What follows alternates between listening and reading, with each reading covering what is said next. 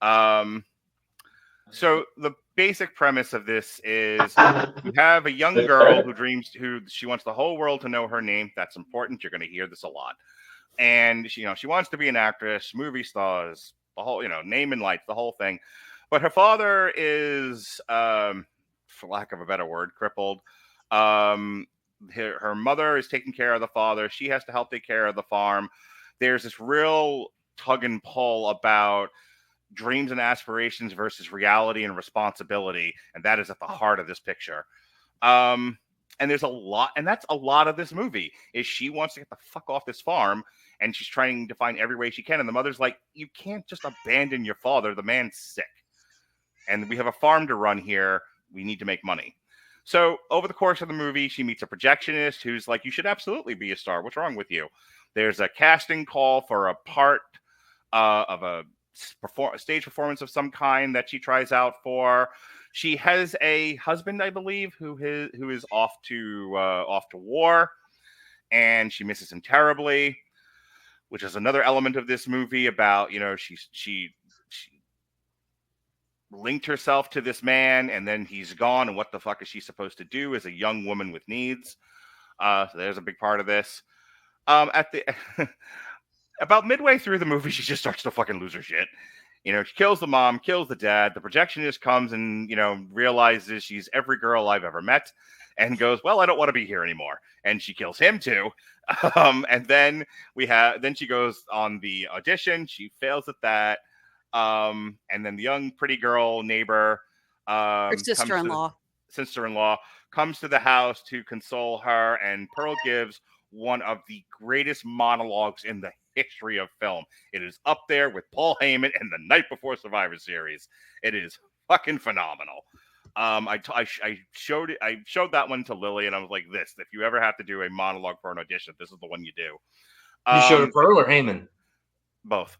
Yes. And so she, in one of the worst chase sequences I have ever seen, slowly chases this poor gal down the street with an axe and kills her.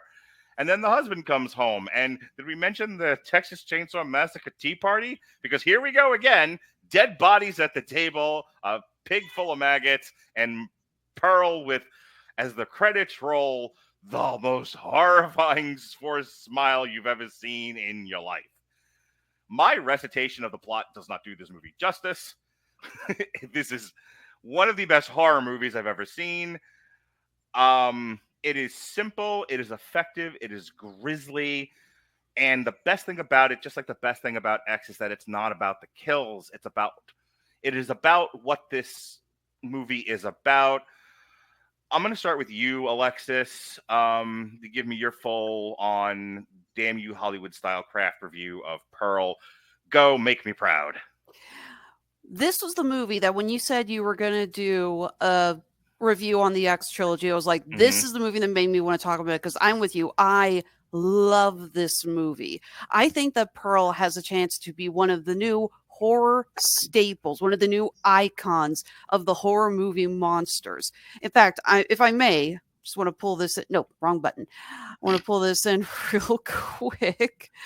So this last weekend, like I mentioned to you before, I was at a show. It's called Animate Des Moines. Turns out it wasn't just Animate Des Moines. It was Animate/Nightmare Weekend. It was a combination horror and animation show. Mm-hmm.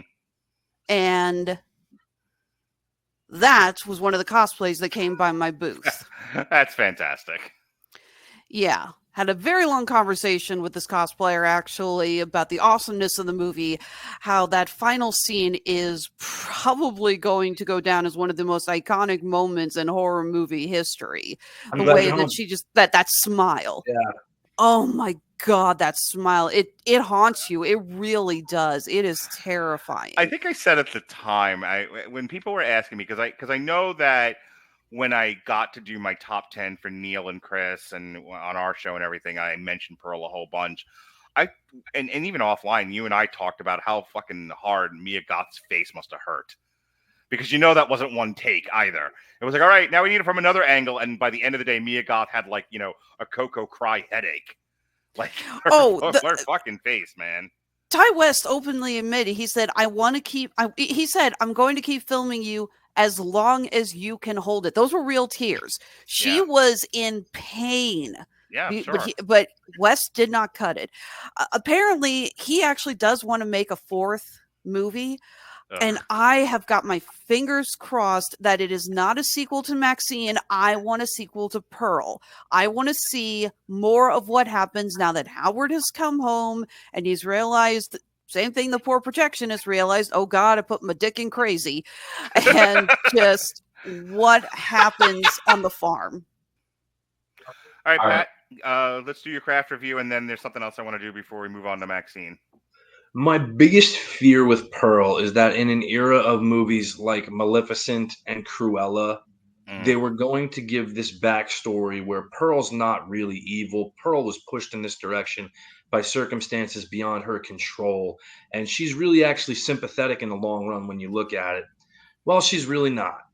All right. Yeah, is her mother strict? Yeah. Does it suck that you have to care for your ailing father who's paralyzed?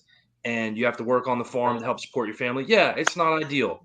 But you know what? You put your big girl pants on and you go to the responsibilities you have in life that you do. Not every single person who has responsibilities and doesn't get to live out their dreams murders their entire family and 2 passerbys.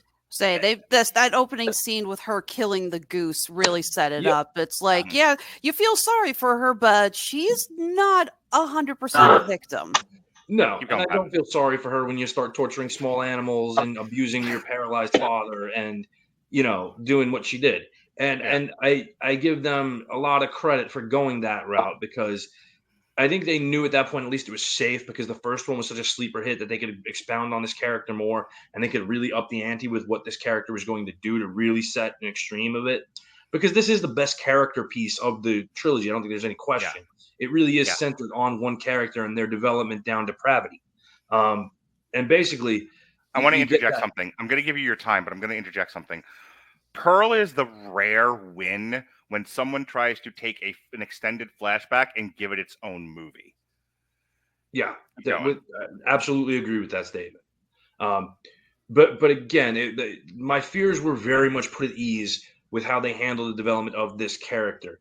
This is not someone who now in hindsight, when you watch X, you're going to feel bad how things turned out and you understand why they did what they did. And, no, this is a very twisted, evil person. There's just evil that exists in people regardless of things. You basically neutered a lot of your Disney villains by making these poor, unfortunate souls who were given these things.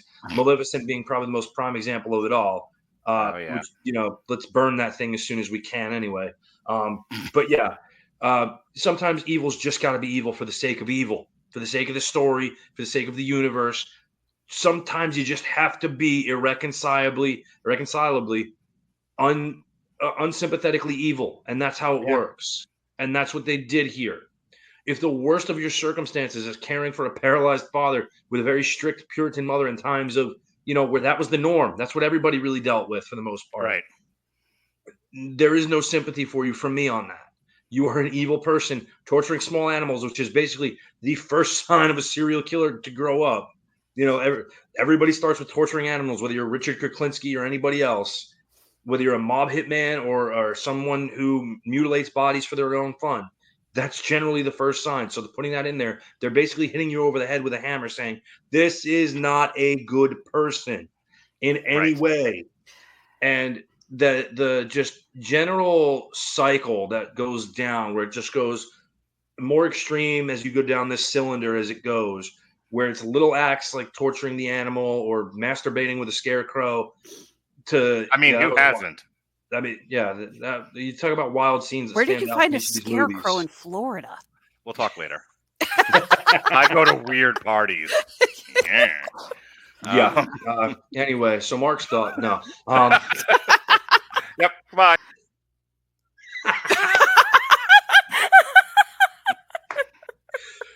But anyway, again, they really up the ante through each act, and each act kind of ends with her with one big moment for her at the end of Act 1, at the end of Act 2, and of course the end of Act 3, where again that ending is just going to stick with you forever as Howard comes home, and I'm glad you're here. Yeah, and but it's the character piece of the trio. Each one is a distinct film with a distinct identity and a distinct approach. If the first is really that speaking to a moral generation and how it's changed today versus then, this is a character development piece that was well executed from start to finish. And I think it's important to note that a lot of the characters in the movie didn't get names, because ultimately it's not about who they are. This is called Pearl for a reason. The focus is Pearl. You name who you have to. The projectionist does not get named through the course of the whole movie, if you remember. Right. He's just the projectionist. He's never called by a name. And I think that speaks to, one, the intent of the film to show you that this is Pearl's story. Nothing else matters. Nobody else matters but Pearl in that sense. But also to give you a perception of how Pearl sees things. Pearl doesn't need to know a name. Pearl doesn't need to know any of that stuff. You are what you are to her and her need, because she is ultimately, at the heart of it, she's just a selfish, driven person with her own wants and needs, that nothing else matters. Well, I think, and I need to cut in here and say just this much, because I've been thinking about it the whole time we've been talking. Pearl is your protagonist, but like a lot of movies that are written this way, she's not someone you're necessarily rooting for, because you don't necessarily want her to win. She's not a good person. What you are hoping is that she'll come off the ledge. You're hoping that she kind of pulls her shit together and will do better. If she does, there's no movie, but that's a lot of movies, so who cares? But like you're hoping she understands she has to be responsible. You're hoping she understands that, she has to do the right thing, and then she never does. And it's interesting because it's something I talk about with Robert all the time. You're, as an audience member, if your lead is not somebody you want to root for, it makes it a chore to go through. But that's just the thing, is like, here is this character who they introduce, as you keep saying, as not great, and you're hoping she'll get better. And there's moments with the projectionist, moments with the sister-in-law.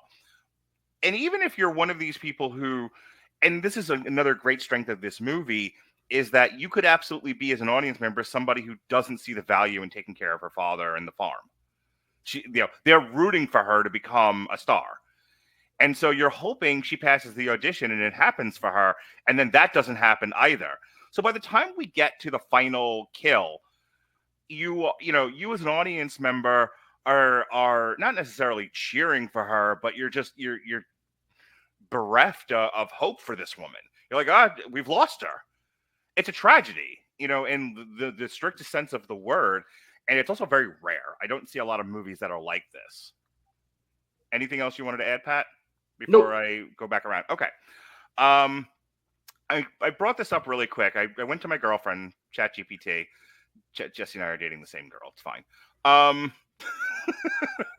hell Skynet. I swear you both are going to get us killed by Skynet. I hope. Anyway. Let me go talk to my girlfriend, Anna. Anna Briated. We all have our things. So here's what I wrote. I said, what is Pearl's final monologue about 100 words? And I want to read this to you guys and just get your kind of 50-word or less, and then we're moving on. You stole Shawn Michaels' smile. Oh, no, that's Heyman again. Sorry. And you bought yourself, you're sitting there and you're singing Tutti Frutti. Anyway, speaking of Tutti Frutti, Sean, Alexis, and then finally Pat, and then we're moving on. I want you to react to this as best you can in 50 words or less. In Ty West Pearl, the final monologue is a disturbing confession of Pearl's inner turmoil. She reveals her longing for a glamorous life beyond the farm, feeling trapped by the mundanity of her existence and stifled by family obligations. Pearl admits to intense feeling of resentment, loneliness, and frustration, which fuels her violent urges. She craves fame and admiration, desperate to escape her isolation, but feels she'll never be special enough to achieve her dreams. This speech captures Pearl's unraveling mind, blending her vulnerability with her chilling willingness to harm others in pursuit of recognition and validation. Dropping the violence part from that, I know 100 Pearls, personally. Like, there were so many, I'm going to stick with women, but I'm sure guys too. But I know so many women who wrestle with the obligations and expectations of middle class family life. I see so many women that I know personally struggling with motherhood, with just being it's one of the reasons why I like the speech from Barbie so much, because this pointed to it as well. Being a woman in the year of our Lord 2024 and all that entails, and the contradictions and, you know, the mental load one has to carry just to get through life. It's interesting. The thing that jumped out at me and what Ty West really captured in that monologue and the writing was, it wasn't just about Pearl wanting to be famous. It was very much Pearl like, I'm a square peg in a round hole. It's 1918. I'm married to this guy and he went the fuck off to war. And I'm supposed to be loyal to him. And what am I supposed to do? And I want something more for myself. And nothing about this society lends itself to me being better than this very mundane expectation. And God, if I haven't heard that from other women. And probably men too, but I was only listening to the women, such as life. And I think that's my reaction to this is, oh my God, one of the things I love about that monologue is how real it felt to me and how much I've heard it from other people and how much pain I've heard a lot of women express in their frustrations with the world. And I felt like, just as What's Her Nuts from Barbie was kind of speaking for women, as was Pearl in that final speech. Doesn't justify the murder spree she goes on, but I would like if 100 women came onto this podcast, and there's no room, no more people on my podcast. I can't have 100 people. But if I brought 100 people on and they were like, yeah, do I think about killing every single person I know? Sure. Because life is just that tough. And there are too many contradictions and too much mental load. And I just want to move into the woods to live deliberately. So there's my sort of why I love this movie, my visceral reaction to that monologue. Because if you like nothing else about this movie, that monologue is like top 3. So that's me. Sean, your 50 words or less reaction to that or anything else I've said, go. There we go. I actually think GPT nailed quite a bit of it. I think underneath all that, though, there's also the kind of jarring, thought-provoking realization that during this time when women were basically things, they were effectively functional furniture. You already had a status quo where someone like me, someone with a holy trinity of mental illness comorbidities, and also happens to be queer, yeah, I'd have been shipped off somewhere, locked in an asylum, you would have been swept under the rug. And that's me as this film. Imagine what it would be like, what it would be to experience some of those same things as a woman. Your life, as you knew it, would effectively be over. But now you also have to think about the fact that for as far as we've come, a lot of those same attitudes aren't exactly entirely dead today. Mm-hmm. So it kind of gives you pause to reassess the progress a little bit. And I'm sorry if that's a little too heady, but you know me, I always think horror is at its very best when it's deceptively thought.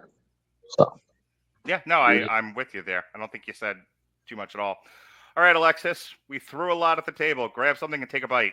What is your visceral reaction to my girlfriend's summation of that monologue, or that monologue in and of itself? It actually kind of reminds me of another review you and I did. We talked about the most recent season of Upload.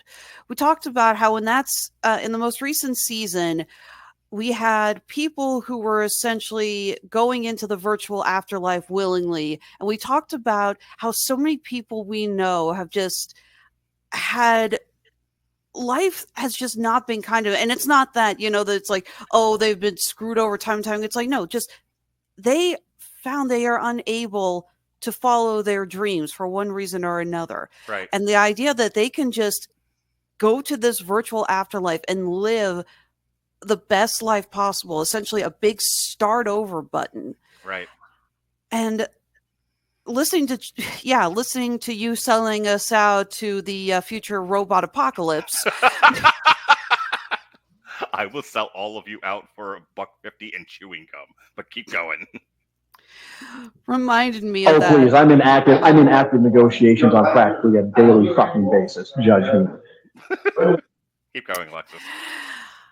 So we all dream. I believe that at one point in all of our lives, we dream of fame and fortune. Maybe not being actors, dancers, singers, American Idol winners, whatever. You might dream to be the president. That would be a famous person. Yeah, but I think at one point we all do have a dream. Would I be sad if Flatzer Emong rated my stream tomorrow night? No. Do I push the button thinking my chances are 50-50 at best? Still no. Keep going, Alexis. And I think a lot of us it's not a lot for a lot of us. It doesn't hit us all over the head at once that we're not going to achieve that dream. I mean, yeah, some of us do get to live our dreams, but for most of us, we don't. And for majority of us, it's something that we come to grips with as we get older and we age, and our dreams change and we realize more of the world around us. It's like, well, maybe what I wanted isn't very practical, or maybe what I wanted isn't, what I want now. Maybe my dreams have changed. Maybe I realized that I wanted something different in my life. Pearl is a character who has never given that up. She is a child at heart who has never truly grown up. She has never let go of the id and developed the ego and the superego. To her, she still hopes for that dream. And yeah, it is unfair that her husband has gone off to war. Her mother is a royal bitch. I mean, I'm sorry, that little speech she gives her about and how appropriate was it to watch this recently when they're talking about the Spanish flu in that time period. It's like, right? you went to town. You have, I can't do her mother's German accent to save my life. Is the big fat bitch, you the biggest bitch, the biggest bitch, the little bitch, the bitch, you are the boys and girls. Shut the hell up, Cartman. Yeah. But yeah, again, it's motherfucker, you sang South Park and you totally made me lose my train of thought. Mother's German speech about Spanish. Yeah, it's like you went to Todd, you've risked all of us, you cannot eat anything else for dinner, and she takes her food away, even though that doesn't make sense. It's like, if you known she was risking, it's like, you already been there for at least half an hour eating the food. Shouldn't you have said something earlier? I don't care. Dramatically convenient. But that's the scene where she breaks down, not just the speech, but the scene where she breaks down after the audition. Yeah. And the fact that they tell her, it's not that you're a lousy dancer, it's that you're not what we want. We want someone blonde and all-American, which I thought was actually an interesting callback to the first movie when Bobby Lynn gets thrown into the pond with the alligator, and Howard says, is that the one you wanted? And she says, I don't like blondes. Like, gee, I wonder why she doesn't like blondes. Hint, hint. Yeah. And even then, what's the sister-in-law's name? Mitzi, I think. Yeah. Even then, Mitzi is not rubbing it in her face saying, well, I got the part. It's like, I got the part. No, she's reading the room and like, I should probably not tell her that I got this. Sorry, I was listening to myself talk about The Wire, about the Prop Joe's death, and he's saying to Marlo, he's like, you don't have to kill me, I'll just leave, I'll just go, I will leave Baltimore, I'm just gonna go, how about I leave? And I was thinking about her. She's just like, okay, I get you're upset, I'll just go, it's fine, I'm gonna leave, I'm gonna go now. And like, you have that final chase down the driveway, and she's like, I'm just gonna leave, you don't have to kill me with an axe, I'll just go. See, I'll admit it is a very clumsy chase scene, but I personally really like it because I love the way the fear builds on Mitzi's face. She's in shock. She's like, was she telling the truth? Did that really happen? Am I really being chased? Is this really happening? Yeah, and the realization that of what's happening builds up in her as she sees Pearl coming after her. That's why I love that scene. Hell, even the thing with the projectionist, this could have gotten so lazy and had him double cross Pearl, or he could have been sleeping with someone else. The look on his face. I'm going to interrupt Alexis just so I can get Pat's reaction to this. Also, Pat hasn't talked in a while. So, Pat, sit up. I'll be right there. Okay. He's scratching the cat's butt. He's occupied. I see him fingering his pussy, and I don't like it on camera. Listen to me now. That the scene, because we've all been there. Whether you're a guy or a girl, but now I'm only talking about the guys. But if you're a guy or a girl, you've been that projectionist where you have seen and you've seen or heard the girl go, "You've changed. Did I do something wrong?" And then lose her fucking mind. And he's like, "Oh boy, no, thank you." And he's like, "If I could get on a broomstick and fly the fuck out of here, I would." And he played that scene so goddamn perfectly, and so did she. But it was a little too the kills in this movie aren't what's horrifying. The fact that I've been that guy and I've seen that girl in real life, that was what horrified me. Pat? As well it should have. Yeah. Based on experiences, I'm sure we've all had some degree. Oh, good Lord. Yeah. So here's the thing on that final monologue. Yeah. Mark and Sean will get this reference. Alexis, I apologize. You may not. What about me? What about Raven? What about Raven? Yep, yeah, I got it. I'm assuming that's another wrestling reference. Someone who, in their own mind, is at war. Yes, I didn't teach you very well. That's a wrestling reference. That's a juicy wrestling reference. That's a good one. Because I love Scotty Flamingo. In their mind, they have been treated so poorly and badly, and it's not fair. I deserve this. Yeah, I should have this. Yeah, well, because of how much I want it. Sorry. And it is the entitlement generation in a speech. Yeah. Which speaks quite a lot to today's environment as well. Yeah. So again, credit so much to them for taking a different time period with an argument that is very prescient in the current day. Yeah. Much the way they did with X, with the forward thinking of being a sex positive society, and in this case, reacting to the entitlement end of the generation of people who believe they should just be handed things and given things, and because they want something is why they deserve it and should have it. I want this. I deserve it, so I should get it. And it's like, that is not how math works. Right. It's not about what you've work you've put in towards it. It's not about your qualifications for it or what have you. It's about, no, but I really want this. Right. So it should be mine based on how much I want it. Yeah. And to me, if there was ever like a tipping point where you really wanted to make a character dislikable, that speech was phenomenally developed for it. Mm-hmm. Mia Goth delivers it perfectly, right on the nose, hits all the high notes where she shouldn't at, and I give her so much credit for doing it. I don't know how many takes they did, but I would almost guarantee you it was a single take that she just went stream of consciousness on, that they were like, no, this was it. She was fully in character the whole time. She felt it. She had the expository notes hit. That's it. This is the one we're using. And it worked on every level. All right. What I heard in my research was that she actually rehearsed that and memorized that so many times.